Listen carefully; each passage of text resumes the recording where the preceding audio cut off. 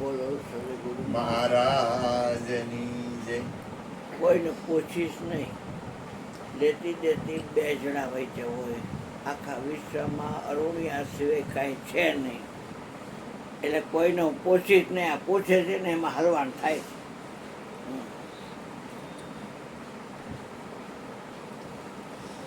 ભગવાન છે એ બ્રહ્મજળ છે અને બ્રહ્મજળનું નામ જ વાસુદેવ છે. સ્ત્રીનું રજ કહેવાય અને પુરુષનું વિરજ કહેવાય. હમણાં જે આ ગુરુ પૂર્ણિમા આવશે તો એનું એક નામ વ્યાસ પૂર્ણિમા છે. હવે ટેકનોલોજીની રીતે જોઈને તો પરિકર એક ઇંચનું બંધવી ને તો એક કોર અણી અને એક કોર પેન્સિલ, પછી કોરા કાગળમાં તમે આમ અણી રાખી અને રાઉન્ડ કરો ને એટલે એ 2 ઇંચનું થાય રાઉન્ડ.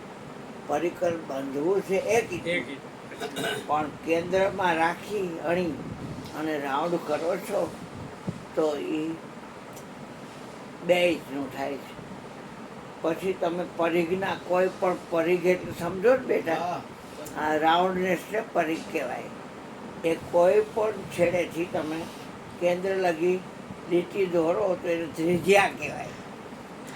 પણ છતાં એ કેન્દ્રમાંથી સામે પરિઘ પાસે લીટી પોગાડો તો એને વ્યાસ કહેવાય. હા, વ્યાસનું એક નામ છે દ્વિઅપઅયન. દ્વૈપાયન અયન. દ્વિઅપ, દ્વિ એટલે 2, અપ એટલે પાણી, અયન એટલે નિવાસસ્થાન. જેનું 2 પ્રકારનું પાણી છે એમાં એનું નિવાસસ્થાન છે. સયાજીરાવ ગાયકવાડ સરકારને ઋષિયાચાર્ય કહે છે કે ખનિજમહી ક્ષાર અર્ક મિશ્ર થતા. ક્ષાર એટલે રાખોડી અને અર્ક એટલે સત્વ. હા, ખનિજમહી ક્ષાર અર્ક મિશ્ર થતા વિધવિધ આદિ ધાતુ પદાર્થો બંધાતા. એ 2 થકી બન્યું છે આ પાણી. ખનિજમહી ક્ષાર અર્ક મિશ્ર થતા વિધવિધ આદિ ધાતુ પદાર્થો સર્વે બંધાતા. એ 2 થકી બન્યું છે આ પાણી અને ઈશ્વરના પ્રેમની અંધાણી છે.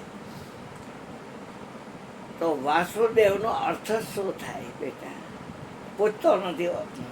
વાસુદેવ શબ્દનો તમે પારખી બનો ને મંજિલ જ કપાઈ જાય. જે શબ્દનો પારખી બની ગયો ને એને પંથ છે જ નહીં.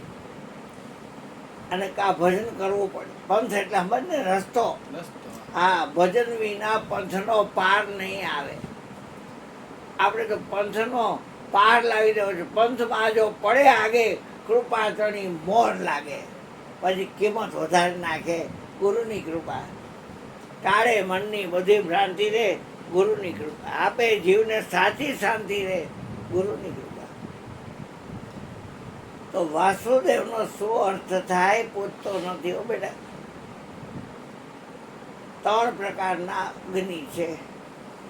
એમાં દરિયામાં જે અગ્નિ છે એને વડવાનલ કહેવાય. વડ એટલે મોટો. વડ એટલે ઝાડે છે પણ આ વડ એટલે મોટો. આ વડો ધર્મ છે આપણો છે ને. હા, વા એટલે પવન અને અનલ એટલે અગ્નિ. મોટો પવન રૂપી અગ્નિ એ વડવાનલ એ દરિયામાં છે. અને એ વડવાનલ છે એ ઉપર પાણી મોકલે છે. દેખાડે છે હોત આ લોકો ફેસબુકમાં દેખાડે કે પાણી જો ઉપર ચડે છે. પછી વર્ષે ગમે આ 10 ઇંચ ને 2 ઇંચ ને 5 ઇંચ ને 25 ઇંચ ને કાંઈ નક્કી ન હોનાર કેવી કરે. જે ડુંગરમાં લાગે, જે આપણે ખાઈને 18-12 વનસ્પતિ છે એમાં એકેય ઠાલું ઠામ નથી. હા, એને દાવાનળ કહેવાય. ડુંગરમાં લાગે. દવ લાગ્યો ડુંગરિયામાં, દવ લાગ્યો. જંગલમાં ભગવાને પીધો તો દાવા અગ્નિ ભગવાને પીધો તો. ખાંડ હવનમાં અગ્નિ લાગ્યો ને ભગવાન પી ગયા. બધું એક વાત છે. એને દાવાનળ કહેવાય.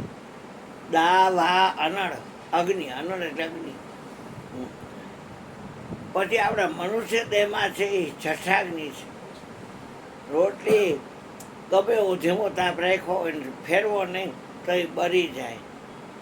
તો આમાં જઠરાગ્નિ છે, ક્યાંય ચાંભા ચૂંબી થયા? આપણા શરીરમાં જે જઠરાગ્નિ છે, જઠરનો અગ્નિ, અહીંયા ક્યાંય ચાંભા ચૂંબી થયા? દા થાય કોકને ક્યારેક, પણ એ જઠરાગ્નિની વાત છે. 9 મહિના માએ બધું ખાધું પીધું અને આમાં ન જતન કરીને રાખ્યો. વિચાર તો કરો. વાસુદેવ સર્વમિતિ. વિભૂતિઓમાં કીધું કે બધું હું જ છું. એમાં પેલા એને કહી દીધું કે હું વાસુદેવ છું. હા હો.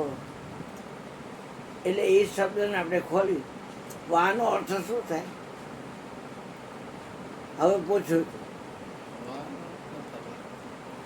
વાનો અર્થ શું થાય બેટા? પવન. બીજો શું થાય વાનો અર્થ? એ માનો અર્થ શું થાય? એ જન્મ દેનારી હોય એને માં કહેવાય. તો બીજો માનો અર્થ શું થાય? ગિરનાર ખડ ભર્યો ને થોડી રાત દે કે માં પણ. એટલે અહીંયા માનો અર્થ શું થયો? હા. ના, નહીં, નહીં, નહીં એટલે માં. તો ના પાડી. બા પર તને ચોસા કોણ ચડાવશે?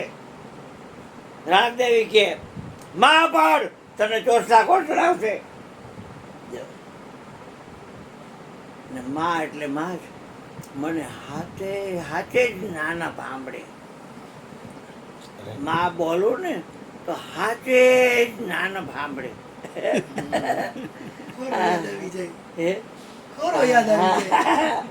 હા જો આયા કીધે વાહ. વાનો અર્થ થાય કે ન્યા, અને વાનો અર્થ થાય પવન થાય. પછી બપોર જોડાની વાત નથી. પણ આમાં આવ્યું કે પાવન કરનારાઓમાં વાહ હું પવન હું છું. કેમ કે પવનની ઉત્પત્તિ જ અમૃતમાં થઈ છે. પવનની ઉત્પત્તિ અમૃતમાં જ થઈ છે. અને આપણા શરીરમાં પવન બંધ થઈ જાય એટલે બધી લાઈટો બંધ. આંખ બંધ, નાક બંધ, કાન બંધ, પગ બંધ, હાથ બંધ, મૂત્ર બંધ, કુદા બંધ, બધું બંધ. અને પવન ચાલુ છે તો આંધળો નીકળતો હોય લાકડીને ટેકે. સુરદાસને કાઢી દો ભાઈ, સુરદાસને કાઢી દો, સુરદાસને કાઢી દો કરી નીકળે છે. છેટ આમ વિજય પ્લોટ પર એને વોરાના પુલે વચ્ચો વચ્ચ બેઠો હોય અને અહીંયા ભાગે. બોલો વિચાર કરો. હા, શું વાતો કરતો તો. હા, વાનો અર્થ ત્યાં થાય. અને શું એટલે પૂછ્યું દેવાય. વાહ અહીંયા શું દેવાય છે? ને આપણે બોલી છીએ ઓમ નમો ભગવતે વાસુદેવાય. હિરણ્યકશિપુએ કેટલા પ્રયત્નો કર્યા છતાંય એ એને પ્રહલાદને મારી ન હોય. ઇન્દ્ર છે એ ભોગી બહેનો અને આ તપ કરવા ગયો હતો. અને કઈ આધુ એકલી હતી તો ઇન્દ્ર એને ઉપાડી. વચમાં નારદજી મળ્યા કે આ બાઈ બેજી હોતી છે અને તું ક્યાં લઈ જશે? તો મારા સ્વર્ગમાં. તારે સતી સુંદરી તો છે અને જાત જાતની નાચનારી અપસરાઓ છે. તું એને શા માટે લઈ જશે? કે મારે એની રાણી બનાવી. અરે મરી જાય સારા, આ કામ તારું સારું નથી. તો કે હવે કેમ કરું? પાછો મૂકવાનો થાય તો મારા આશ્રમમાં રાખ. એટલે એના આશ્રમમાં મૂકી અને ભાગ્યો. કોઈ કામો છે ને એમાં ભય પડ્યો છે. તમે સાચું હાલો તો નિર્દોષ હજો. નિર્દોષ બનવાની આ વાત છે, બીજું કાંઈ નથી. આખો વિભૂતિઓ સમજાઈ જાય જો તમે નિર્દોષ બનો તો. બાકી કપટીના કર્તવ્યને જોતા સૌ બપો કે દિન દિન મારું દિલરું ડરે છે.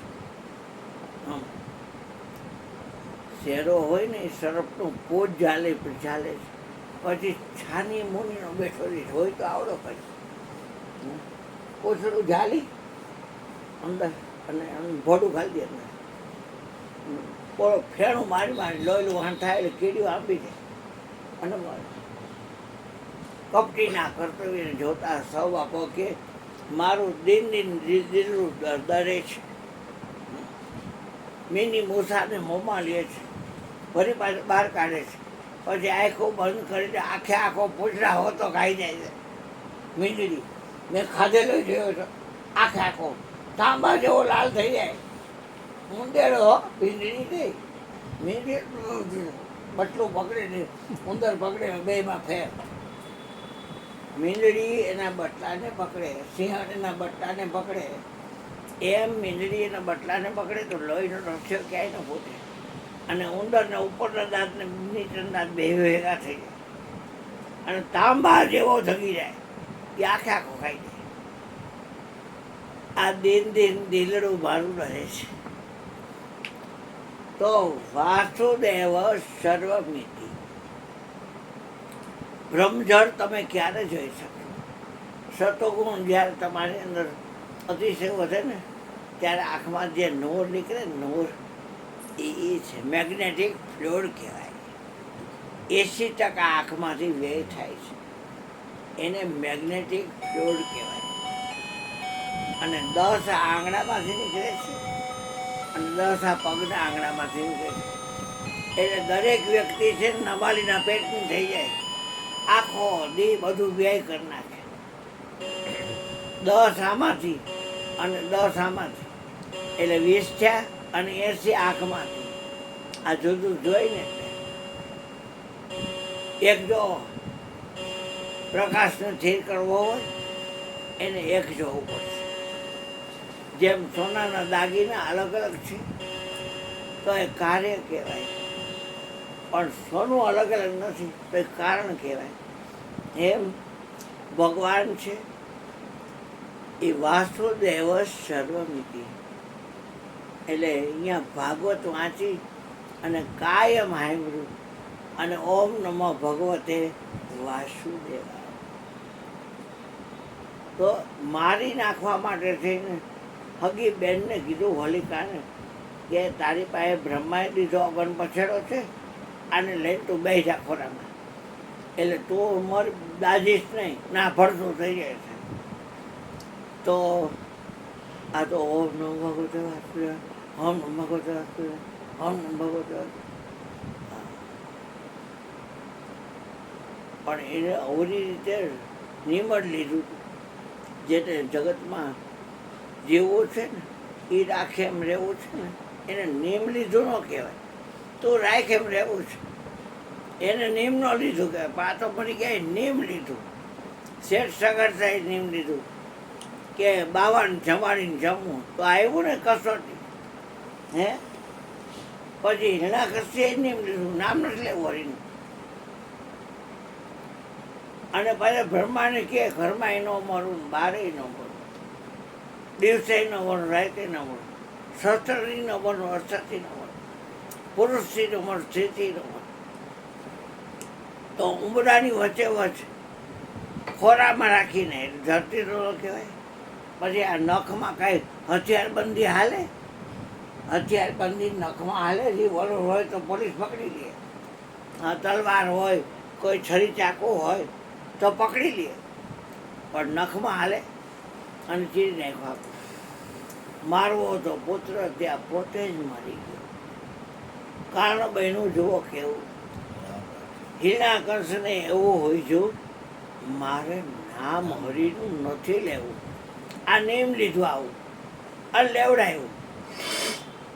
પછી કે થંભમાંથી મારો આલો.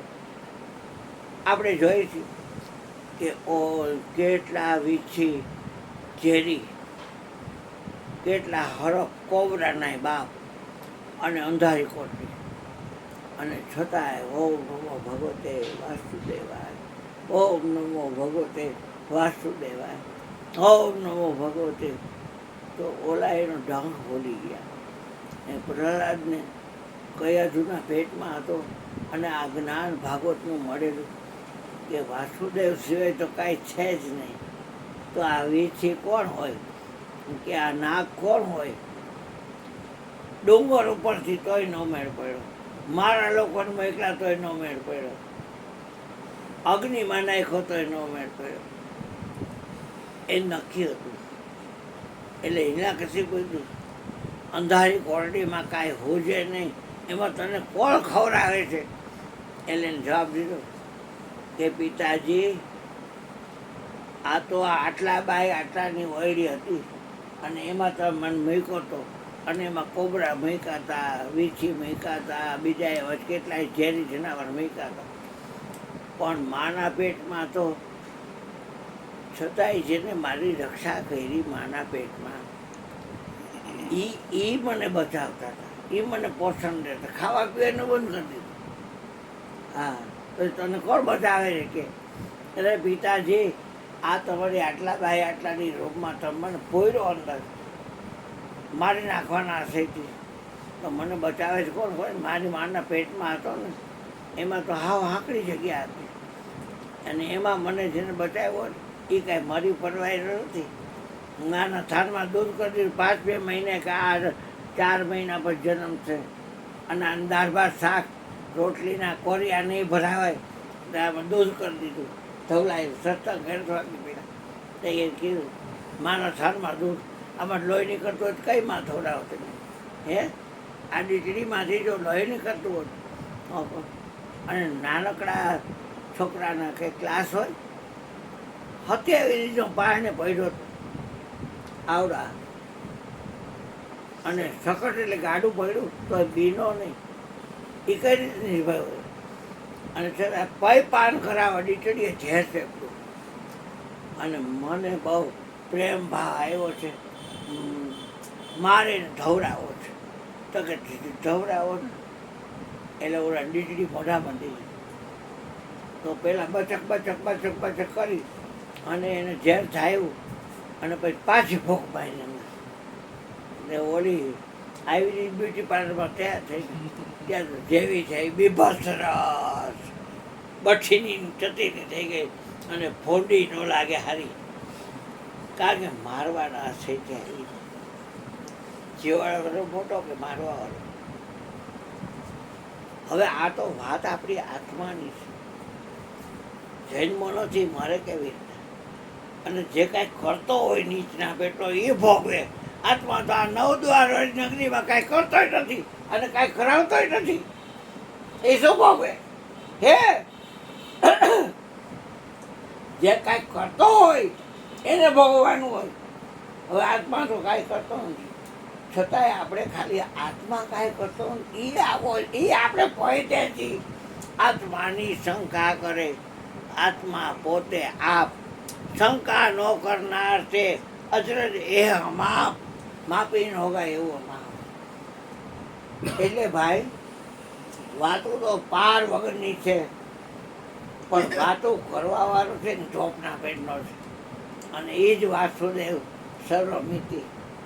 વાણીની વાત એ નથી કરતો, પરાપક્ષની મધ્યમાં વેખરીએ કઈ ન હાલે.